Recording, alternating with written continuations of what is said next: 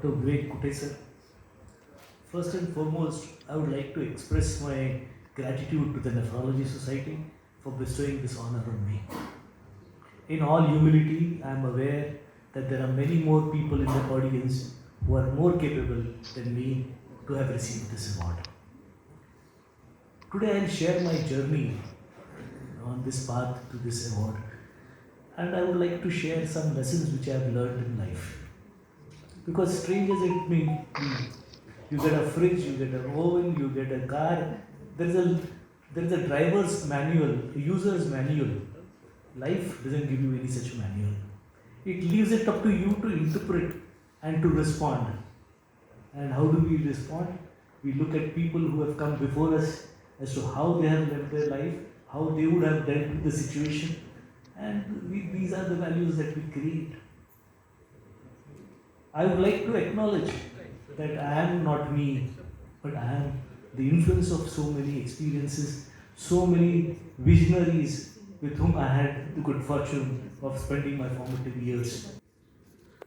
After I came back from Lydia in '94, I had completed some work which I had started in Lydia.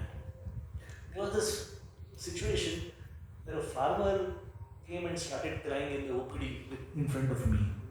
His son was down with malaria and acute renal failure, and he said, I have got a small piece of land. Doctor, can you tell me what is the probability of this boy surviving? Because I have to sell this piece of land, and if you insist, I'll sell the land, but if he dies, we have nothing more to offer to the widowed daughter, possible widowed daughter-in-law and the grandson. So, fellow had hyperkalemia on admission, but only renal failure, pulmonary edema, but only renal failure. Those days I started work on it. I just managed the situation by saying, "Sab theek ho jayega, aap date raho." But then I thought that the question was very relevant. How do you predict the probability of survival of a patient using statistics and firm data to assure people? And then I did a retrospective study, collected files of patients with acute renal failure with malaria, some with only malaria, some with hypoxic respiratory failure on admission, some with liver failure on admission, some with coagulopathy on admission. And then having tabulated all that on a univariate analysis, we found it doesn't really matter whether the patient has come with hyperkalemia, with pulmonary edema, as long as from the casualty to the dialysis unit, time is not lost and patient gets dialyzed. So these univariates do not influence much. It's usually 2 or more organ failures which would signify a high incidence of a high probability of death. Then you leave it to the patient's relatives to find out. Don't farmers take that call every monsoon, whether to sow and get into a dead burden again, or whether to gamble and take the dead burden and the probability of failure of the crop? They know it. They will do it better. So I presented this work before Dr. Black from Guy's Hospital, London, and it was very well appreciated. This was the first time I realized that unless we marry mathematics with medicine, we are only going to give wishy-washy prognosis to patients.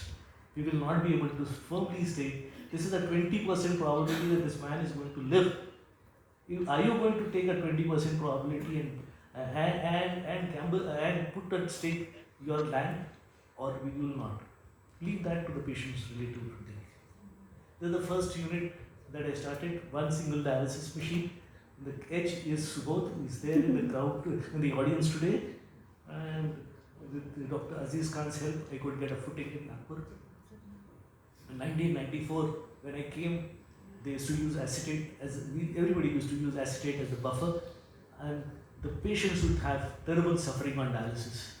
You start dialysis, 15-20 minutes after the start of dialysis, patient would start vomiting. Paradoxically, one of the technicians said, if patient comes vomiting to the dialysis unit, we put the patient on dialysis and the patient continues to vomiting. So acetate used to cause hypotension. I would monitor the blood pressure every 15 minutes, and 15 minutes back the BP is okay. 15 minutes later, patient is vomiting and the BP has crashed to 70. And those days, Bicarb had just come in India. But people would say that if you use bicarb dialysis, then the machines will get deteriorated fast because of the calcium deposits.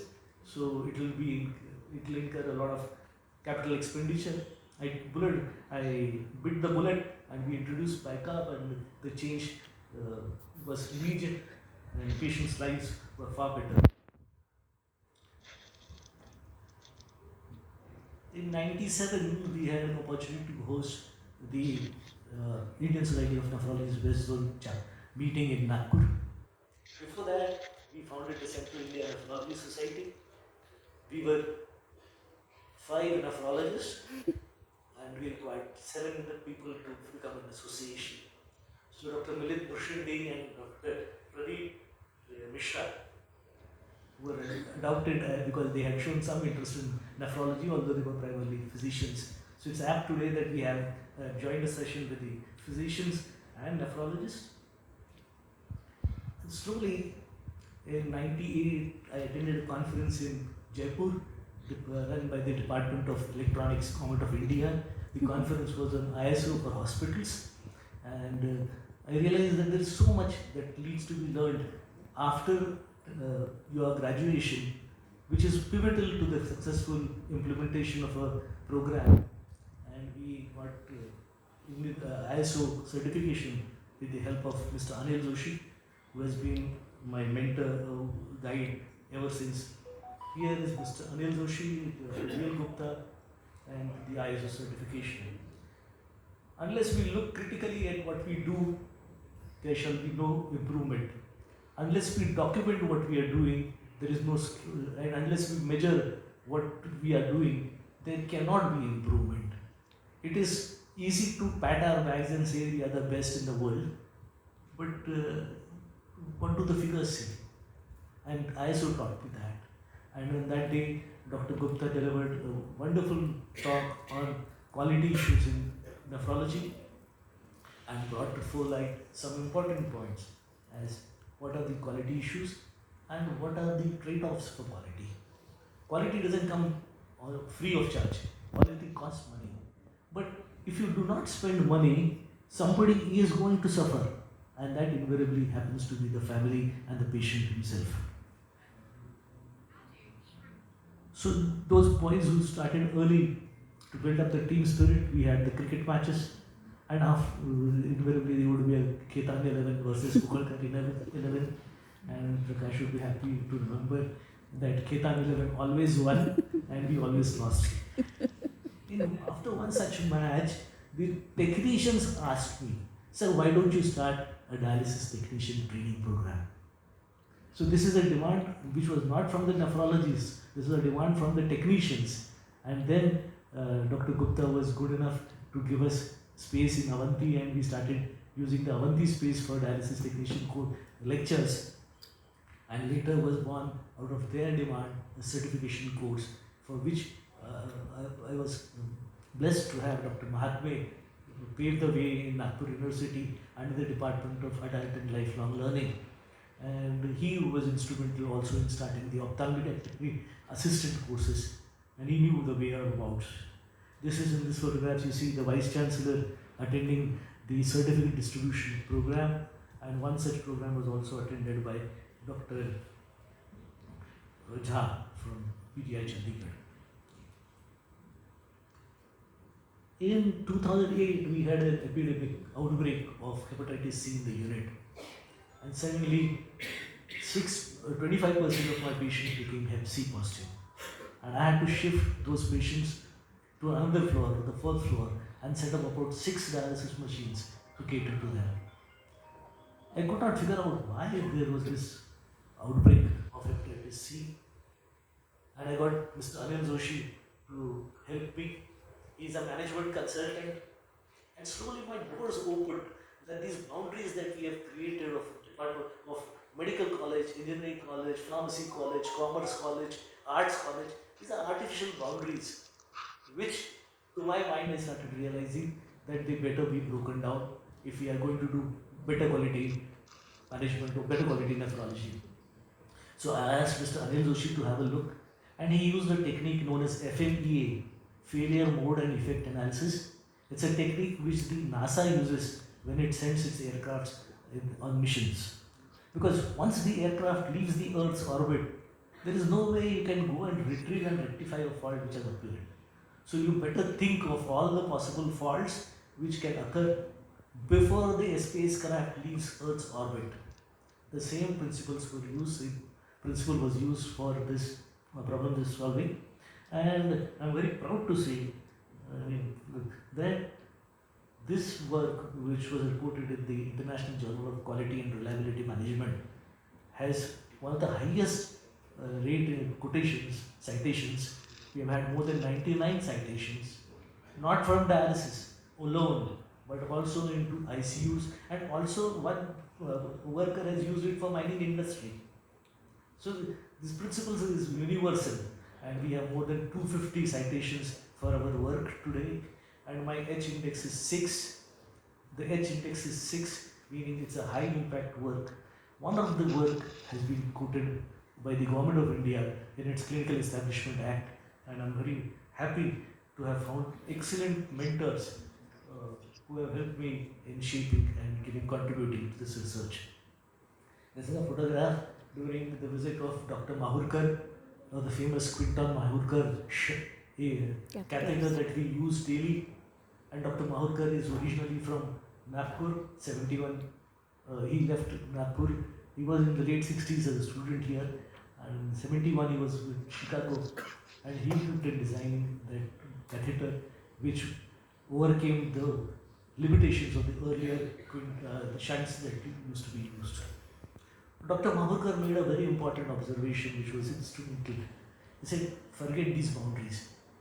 I work in the morning in the clinic, in the afternoon I work with my engineering associates. And I work for 6 months on a project. If I can't get to know the hang of that, the principles in that problem, I leave and go and search for some other problem that we are having. And here we have Dr. Kulkarni with in the center with a tie. And he conducted one workshop on research, on literature search using the internet. This was sometime around 2002. Today now, Dr. Kulkarni is a big man in America, research worker, and Dr. Athole from Nagpur also is his mentee, and Dr. Athole wrote a paper on machine learning using the USG abdomen KUB to predict the need for a kidney biopsy in SLE patients, lupus nephritis. So we have had wonderful people with us who helped us. I first heard about nephrologists dabbling in dialysis in animals from Dr. Dhananjay Ookalkar, and he quoted the work of Dr. Wadia from Pune, his mentor, and how Dr. Wadia would do peritoneal dialysis in horses. And I said, yes, if Dr. Wadia could do it in horses, what's so difficult? Why can't we do it in Nagpur? And I started talking to my friends. Do you know any veterinary surgeon who would be interested in getting his dogs dialyzed or cats dialyzed? I'm game for it. And luckily, Dr. Marwa is a veterinary surgeon. His practice was near Alankar Theatre. He sent me a call at 11 o'clock. There were no patients in the OPD. So I said, best utilization of time, go to Dr. Marwa. Myself and Nitin went there, and we set up a peritoneal dialysis for his dog patient. In the evening, the owner was getting bored, and he said, I want to take the dog home. I said, no, you have to take 36 cycles of dialysis. No, I'm going home. Then we let the catheter remain inside. The compromise was that next day he came back and completed those cycles. At the end of 36 cycles, the vomiting had stopped, the dog started eating well, and my reputation as a nephrologist who also treats dogs and cats started doing the circles.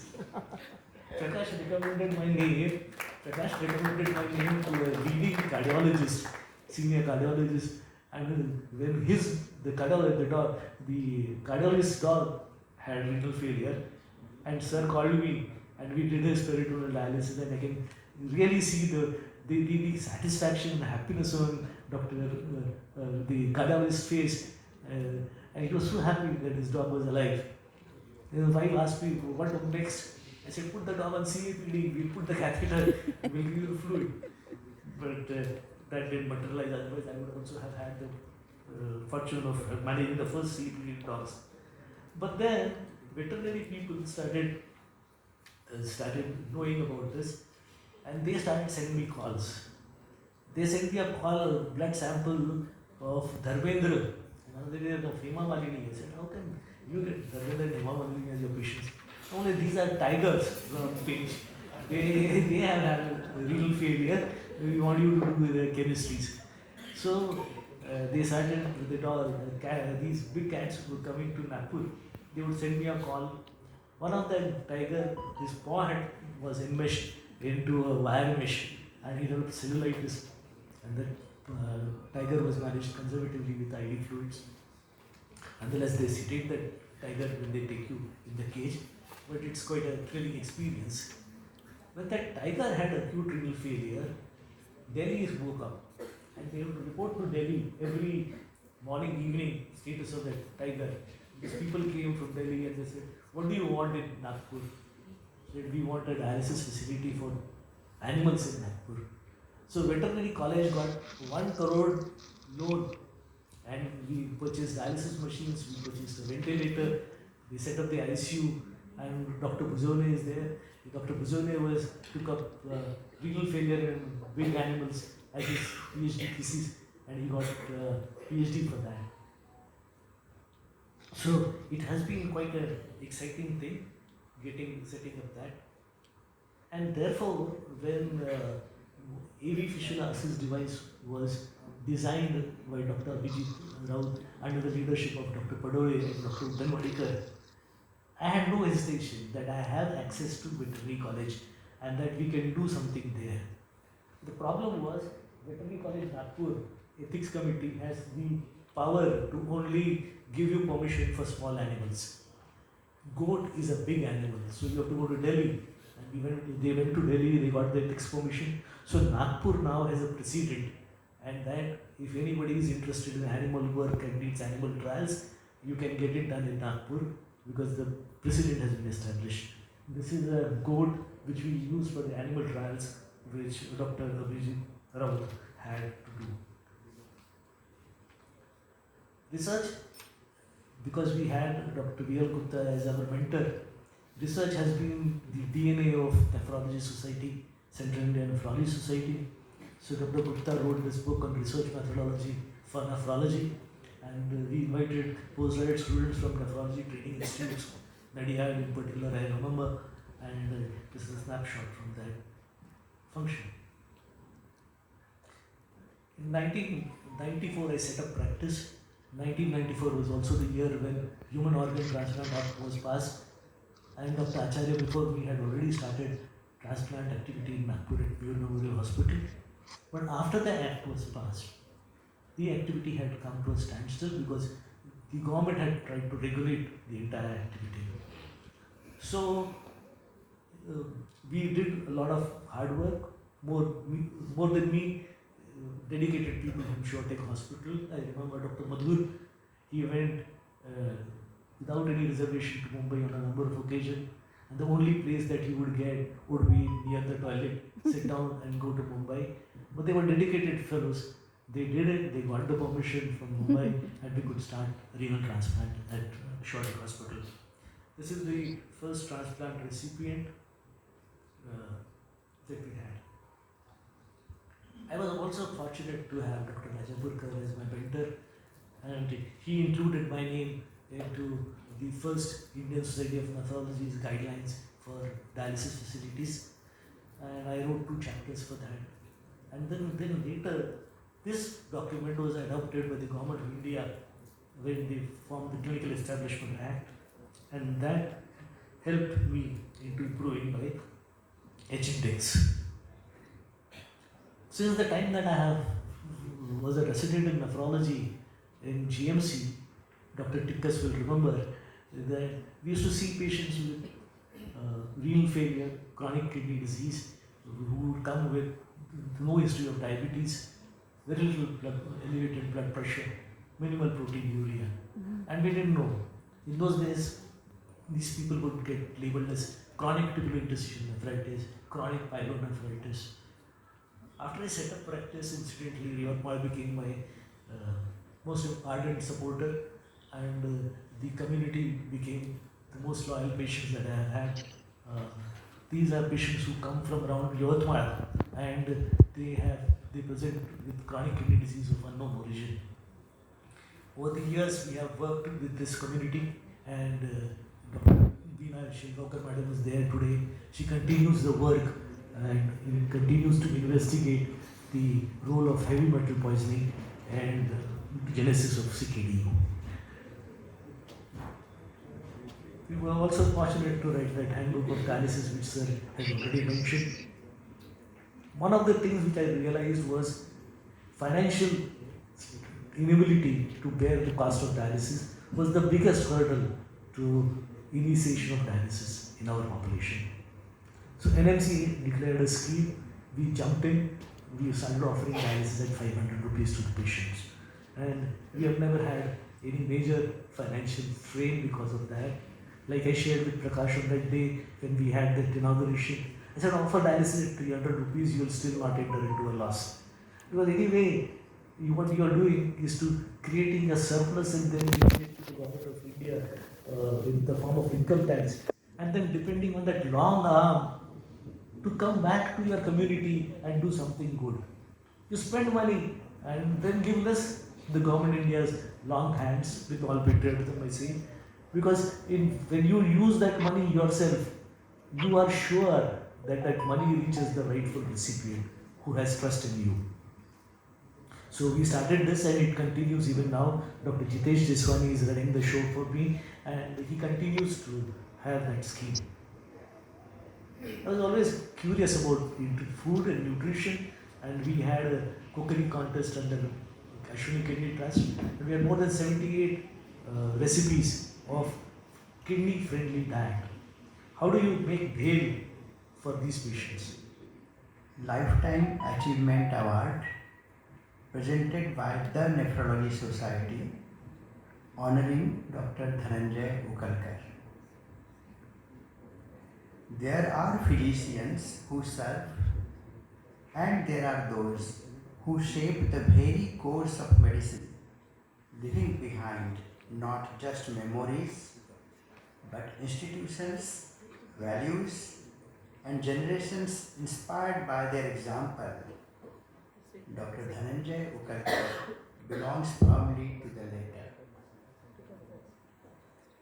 A pioneer, a teacher, and visionary, Dr. Ookalkar's journey in nephrology began when dialysis and transplant services were still in their infancy in central India.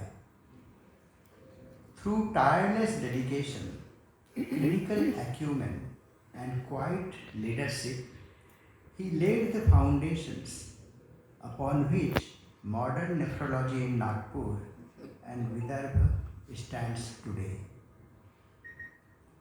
He has been a mentor and guide, not only to doctors, but to an entire generation of dialysis technicians and caregivers who now serve across Maharashtra, carrying forward his principles of compassion, discipline, and dignity in patient care. In academic halls, his words brought clarity in clinical corridors, his presence brought calm, and in professional circles, his humility commanded lasting respect. Today, with deep respect and heartfelt gratitude, the Nephrology Society confers upon Dr. Dhananjay Ookalkar the Lifetime Achievement Award in recognition of his outstanding contribution to the advancement of renal care and his lifelong devotion to patients, professionalism, and the spirit of medical service. May this honor stand as a reflection of the countless lives he has touched and the enduring inspiration he continues to offer to all who walk the path of healing. Sunday, 2nd November 2025. Thank you.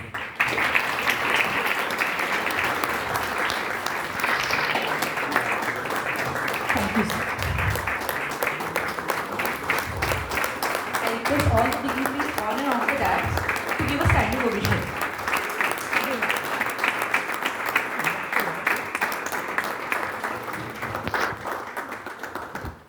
Next, I request Dr. Ookalkar sir to come forward and take a seat at the center of the stage.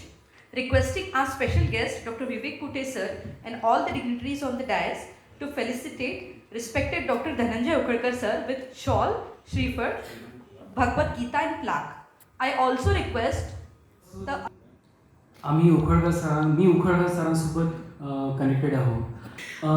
कवितेची शीर्षक आहे आम्ही बघितलेले sir. शिक्षक अनेक पाहिले पण अवगुण दूर सारून गुण पाहून व्यक्तीला घडवणारे सर आम्ही पाहिले. कायझेन फिश डायग्राम काढून दाखविणारे सर आम्ही पाहिले. जीवनात अंधारात दिवा बनून प्रकाश दाखविणारे सर आम्ही पाहिले. रुचिताई, यश यांच्यासारखे गोड मुले असताना आमचीही लाड पुरवणारे सर आम्ही पाहिले. त्यांच्यातला थोडा का होईना वेळ देऊन यशाची वाट दाखवणारे सर आम्ही पाहिले. मला इथे सूचित करायचं म्हणजे बघा म्हणजे नावं पण कसे ठेवले की तुमच्या कामामध्ये समजा रुची असेल ना तर यश नक्की येईल. असे नावं त्यांनी मुलांचे ठेवले. त्या देवालाही वाटत असेल सरांची मुलांना अजूनही गरज आहे.